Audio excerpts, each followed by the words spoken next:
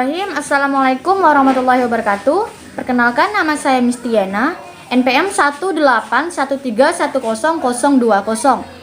Saya dari Fakultas Ekonomi dan Bisnis, Prodi Manajemen semester 5, kelas 01 Manajemen Pagi. Kali ini saya akan membuatkan video tugas manajemen keuangan 2 yang bertema tentang kartu kredit, yang dimana kita ketahui banyak kartu kredit yang digunakan oleh masyarakat. Kali ini saya akan menjelaskan tentang kartu kredit. Baiklah, saya di sini akan menjelaskan tentang pengertian credit card. Kartu kredit dalam bahasa Inggris disebut credit card, yang di dalamnya mencantumkan identitas pemegang kartu kredit dan penerbit. Kartu kredit ialah kartu plastik yang diterbitkan oleh issuer dan digunakan oleh card holder yang berfungsi sebagai alat pembayaran uang tunai. Issuer ini adalah penerbit, sedangkan card holder adalah pemegang kartu.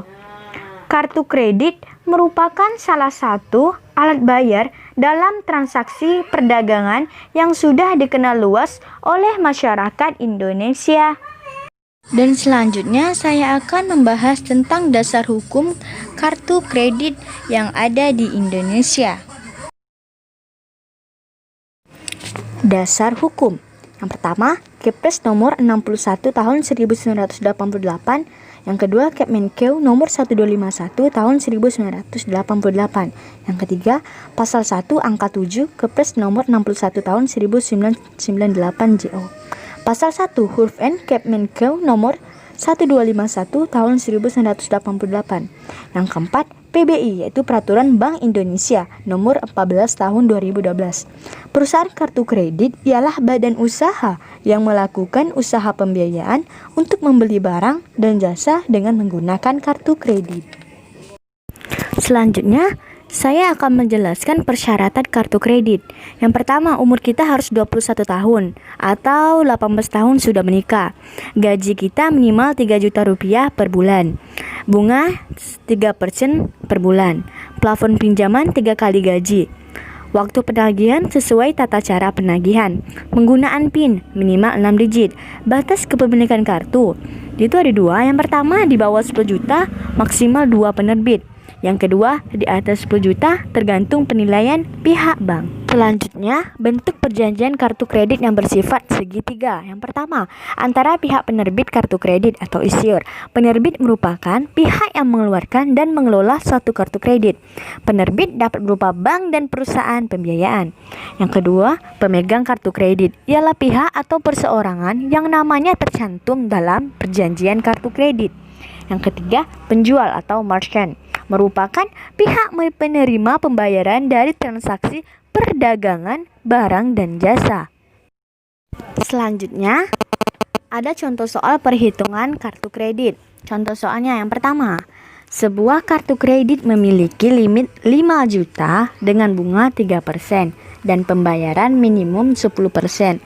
Jika setiap bulan dibelanjakan sebesar 1 juta, maka pada bulan keberapa limitnya akan habis? Selanjutnya kita tulis dulu keterangannya. Limitnya 5 juta, bunganya 3%, pembayaran minimalnya 10%, pemakaian per bulannya 1 juta. 1 juta dikali dengan 10% pembayaran minimalnya, sisa 100.000. Ini pada bulan pertama. Pas pada bulan kedua, 900.000 dikali 3%, yaitu bunganya. Kan peminjaman kartu kredit itu 1 bulannya bunganya 3%, jadi 27.000. 927.000 ditambah 1 juta sama dengan 1.927.000. Jadi 1.927.000 ini kita kalikan dengan 10%, yaitu pembayaran minimalnya, sama dengan 1.092.700. Bulan ketiganya 1.927.000 dikurang dengan 192.700, yaitu pada bulan yang sebelumnya, sisa 1.734.300. 1.734.300 dikali 3%, yaitu bunganya. Bunga per bulan peminjaman kartu kreditnya 52.029. Jadi 1.734.300 ditambah 52.029 sama dengan A. Terus A ditambah 1 juta sama dengan C dikali 10%. 10%-nya yaitu pembayaran minimal 10%. Jikalau kita membuat kartu kredit dan ingin membayarnya, maka tidak ada potongan bunganya 3% karena sudah lunas dan habis membayarnya. Jikalau kita ingin meminjamnya, berarti per bulannya itu 3% per bulannya. Menurut saya bunga kartu kredit ini terlalu besar, 3%. Jadi kalau misalnya kita di ekonomi di bawah, sebaiknya kita tidak usah membuat kartu kredit ini. Kartu kredit ini hanya untuk orang-orang yang memiliki kelebihan dalam kebutuhan rumah tangganya. Kebutuhan primernya sudah tercukupi, kebutuhan sekundernya juga tercukupi, dan kebutuhan tersiernya juga tercukupi. Selanjutnya saya akan menjelaskan tentang mekanisme penerbitan dan penggunaan. Yang pertama, melibatkan beberapa pihak, yaitu penerbit. Yang dimaksud dari sini yaitu si penerbitnya bank atau perusahaan pembiayaan, pemegang kartu kredit, dan penjual yang merupakan perusahaan dagang serta perantara, yaitu Esquire.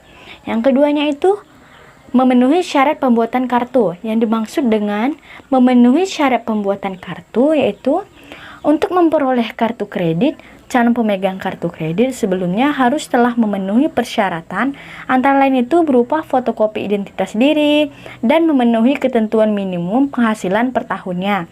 Selanjutnya, di dalam penggunaan kartu kredit, pemegang kartu harus mematuhi ketentuan yang berlaku, dan di dalam kartu kredit terikat dengan hak dan kewajiban sebagaimana yang telah disepakati di dalam perjanjian pembuatan kartu kredit. Jadi kesimpulannya bahwa kartu kredit itu merupakan alat pembayaran pengganti uang tunai yang dapat digunakan konsumen untuk ditukarkan dengan barang dan jasa yang diinginkannya di tempat yang dapat menerima pembayaran dengan menggunakan kartu kredit atau merchant. Kartu kredit juga dapat diartikan sebagai salah satu fasilitas dari perbankan yang memudahkan transaksi nasabah. Dan sebenarnya kartu kredit ini ada dua macam, yaitu kartu kredit nasional dan kartu kredit internasional.